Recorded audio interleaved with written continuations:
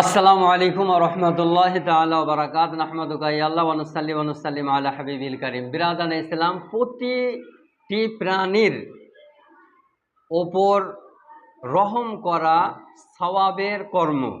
প্রতিটি প্রাণীর সাহায্য করলে সওয়াব পাওয়া যায়, নেকি পাওয়া যায়। হযরত আবু হুরায়রা রাদিয়াল্লাহু তাআলা আনহু হতে বর্ণিত, তিনি বলেন, আমার নবী পাক সাল্লাল্লাহু তাআলা আলাইহি ওয়াসাল্লাম বলেছেন, একবার একটি পতিতা মহিলাকে মাফ করে দেওয়া হলো। আল্লাহ তার সমস্ত গুনাহকে ক্ষমা করে দিলেন।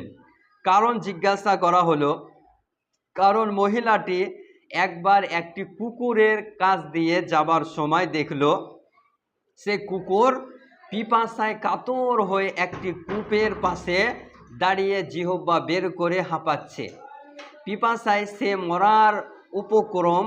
মহিলাটি এ করুণ অবস্থা দেখে নিজের মোজা খুলে ওড়নার সাথে বেঁধে কূপ হতে পানি উঠিয়ে কুকুরটিকে পান করালো।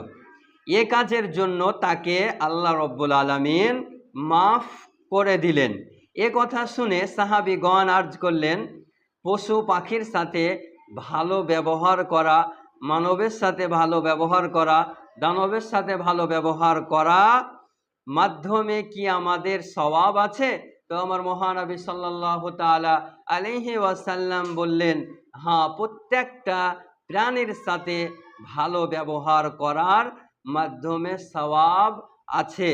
সহিহ বুখারী হাদিস নাম্বার 3321, মুসলিম শরীফ 2245 নম্বর হাদিস, আহমদ 10,621 নম্বর হাদিস, শারহ সুন্নাহ 1666 নম্বর হাদিস, সহিহ আল জামি আস-সাগীর হাদিস নাম্বার 4163, মিশকাত শরীফ 1902 নম্বর হাদিসে বিস্তারিত এ সম্পর্কে উল্লেখ রয়েছে।